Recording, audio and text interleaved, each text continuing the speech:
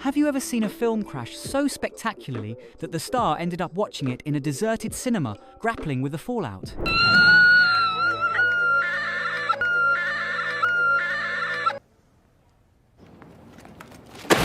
That's precisely what went down with Rachel Zegler, who didn't just lead Disney's Snow White Shay, headlined one of Hollywood's most colossal disasters. From the movie's dismal box office to a storm of controversies, this wasn't just a flop, it was a career-defining catastrophe. From social media spats to cast tensions, Rachel didn't just ruffle feathers, she torched the entire fairy tale kingdom. Now, after dragging this film through every possible scandal, Rachel Zegler completely unraveled as Snow White tanked. When the lead actress shows up to her own premiere, and the theatre's so silent you can hear the soda fizz, you know the failure's real. Rachel arrived with friends, probably for emotional backup, to what felt more like a ghost town than a Disney blockbuster. Some fans might claim they booked the whole theatre for privacy, but let's be real, social media was flooded with clips of barren auditoriums. I went to a showing myself, and it was a sea of empty seats. Rachel even recorded herself grabbing tickets, which only amplified the awkwardness. Instagram captured every cringeworthy moment, turning what should have been a triumphant moment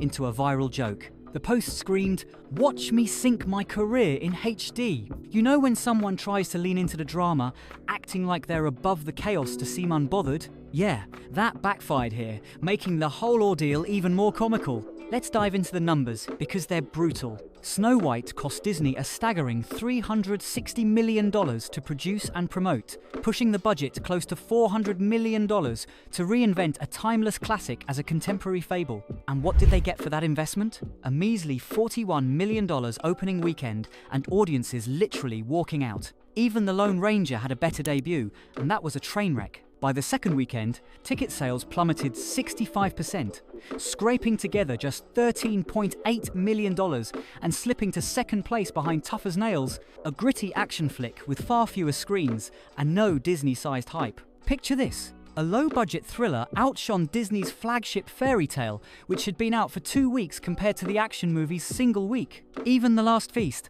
a faith-based film with half the theatres, nearly overtook Snow White. And with Pixel Quest hitting screens soon, Snow White's fate was sealed. As of early April 2025, the film's total gross limped to $64.7 million in North America and $73.2 million overseas, summing up to roughly $137.9 million worldwide. To call this a bomb is an understatement. Analysts predict losses to $115 million. To twist the knife, the movie's IMDb rating sank to a jaw-dropping one. That's not just a flop, that's, should we erase this from existence, territory. This is the same studio that turned Aladdin's remake into a billion-dollar juggernaut, yet Snow White played to empty rows. Social media was awash with seat maps bluer than a sapphire, which is ironic given Rachel's bold pre-release claim that fans would line up around the block to see her films. That boast aged like milk. At every premiere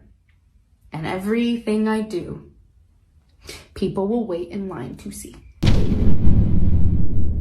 Resurfacing online to haunt her in crystal clear resolution. The trouble is, Rachel didn't just star in the movies, sabotaged it with her words. She trashed the 1,937 original as creepy and weird, called the prince a weirdo, and insisted the story needed a modern overhaul. It's from nearly a century ago, so it's wildly out of touch, she said, dismissing the classic's romance as some guy obsessing over her. Is that the cartoon was made 85 years ago, and therefore it's extremely dated. There's a big focus on her love story with a guy who literally stalks her.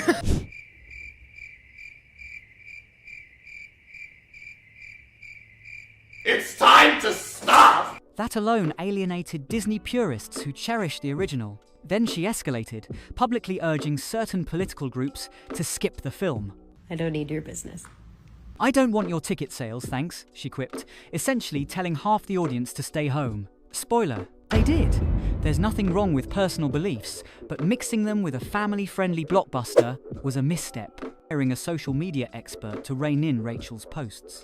But it was like trying to tame a hurricane. She'd already gone viral for slamming the original, offending fans, and sinking her own project. Even the producer had to jet in for a heart-to-heart about her behaviour, with rumours that industry heavyweights were stunned by the mess. Rachel eventually posted an apology, but it felt so forced it might as well have been scripted by Pluto. Fans weren't buying it, and the damage was irreversible. Hollywood seemed to take note, with Rachel's career taking hits. She was supposedly lined up for a Toy Story 5 voice role dropped. A Pirates of the Caribbean gig vanished. A horror series with Dark Castle cancelled. It appears no one wants to bet on someone who brings more headlines than ticket sales. Post-flop, Rachel called Snow White a transformative experience, but the empty theatres, silent feud with Gadot, and relentless damage control told a different story.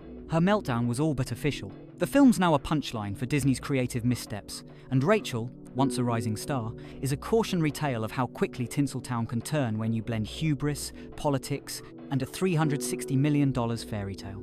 From clashing with fans to sparking co-star drama and screening her own film in a vacant theatre, Rachel didn't just endure a tough press cycle, she plummeted into a public relations catastrophe. So, drop your thoughts below. Is this the final curtain for Rachel Zegler?